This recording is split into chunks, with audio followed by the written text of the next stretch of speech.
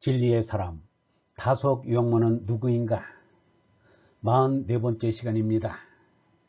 오늘은 20살에 불경과 노자를 읽다, 20살에 불경과 노자를 읽다 라는 제목으로 말씀드리겠습니다.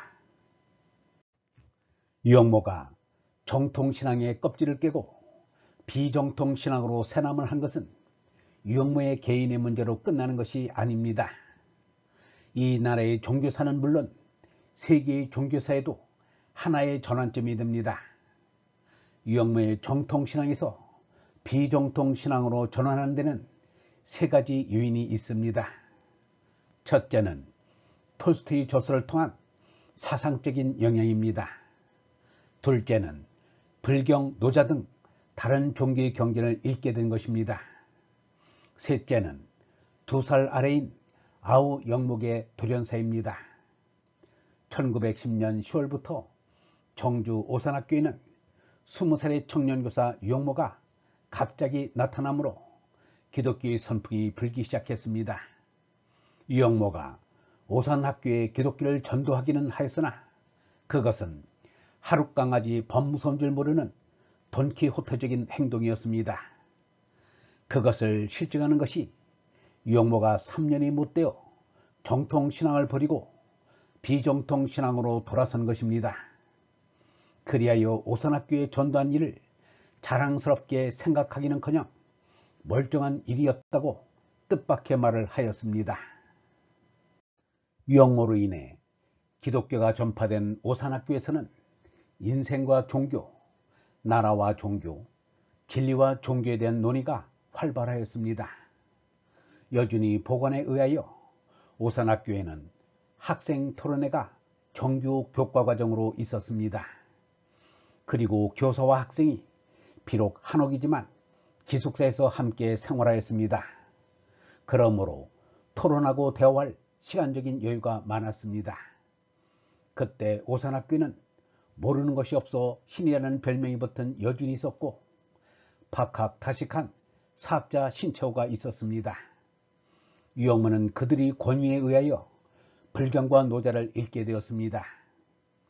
여준이 오산에 올 때 많은 고전과 신학문의 책을 가지고 왔습니다.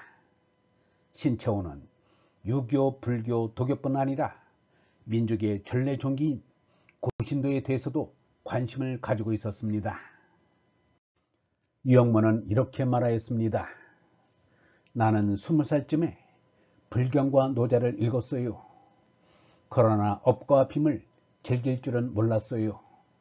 요새 와서야 비로소 빔과 친해졌어요. 불교에서 말하기를 백척간대에서 한 걸음 더 나아가야 빔에 갈 수 있다고 했어요. 간대에 매달려 있는 한 빈대에 갈 수 없어요. 나를 탁 놓아버려야 합니다. 유영모의 정통신앙의 관념은 마지막으로 2살 아래의 아우 영목의 죽음으로 마지막 결정타를 입게 되었습니다. 유영모는 아우의 죽음을 이렇게 말하였습니다. 내가 21살 때 19살의 동생이 죽었어요. 동생이 죽었을 때 딱 낙심을 했어요. 그때부터 나는 이 세상에 완성된 게 없다고 생각했어요. 세상에 귀찮은 일 없애자고 자꾸 노력하는데 그 일 마치면 또다시 새 일감이 나와요. 편리하다고 자가용 수영차를 가지면 또 귀찮은 여러 가지 일이 따라와요. 어쨌든 이 세상은 상대 세계이니까 일이 자꾸 되어가는 것이에요. 언제 일이 끝나나 하는 것은 안 돼요. 21살 때이면 유영모가 오산학교에 온 다음 해입니다. 아우의 죽음으로 낙심하였다는 것은 기독교 신앙에 해이가 일어났다는 말입니다. 신앙이란 낙심이 없는 마음입니다. 낙심이 왔다면 신앙이 무너졌다는 말입니다. 2살 아래의 영목은 유영모에게 쌍둥이와 다름없는 친밀한 동생이었습니다. YMCA에 다닐 때에도 함께 다니고 연동교에도 함께 다녔습니다. 그런 아우의 죽음은 자신의 죽음 이상으로 삶과 죽음에 대한 생각을 하게 만들었습니다. 더구나 유영모 자신도 30살을 넘기기 어렵다는 의사의 사형 선고를 받고 있는 처지였습니다. 그 말이 더욱 실감나게 믿기지 않을 수 없게 된 것입니다. 유영모가 이때부터 죽음에 대한 사색을 얼마나 하였는지 다음 말로도 알 수 있습니다. 종교의 핵심은 죽음입니다. 죽는 연습이 철학이요, 죽음을 없이 하자는 것이 종교입니다. 죽음의 연습은 영원한 얼생명을 기르기 위해서입니다. 사는 것이 사는 것이 아니요, 죽는 것이 죽는 것이 아니에요. 산다는 것은 육체를 먹고 정신이 사는 것입니다. 몸으로 죽는 연습은 얼생명으로 사는 연습입니다. 유교의 경전만 읽던 율곡 이이가 16살 때 하늘처럼 의지하던 어머니 신사임당이 갑자기 세상을 떠났습니다. 청춘의 병력에 놀란 이이는 생사에 대해서 생각지 않을 수 없었습니다. 3살에 글을 배우고 13살에 진서에 뽑힌 신동이지만 생사 문제에 대해서는 눈에 주먹을 대어 놓은 듯 캄캄하였습니다. 이이는 어머니의 3년상을 마치자 유교의 경전을 두고 18세의 나이로 서울 강남에 있는 봉은사에 들어가 불경을 읽었습니다. 당시 봉은사는 선종의 본산이어서 불서는 물론 노장의 서책도 있었습니다.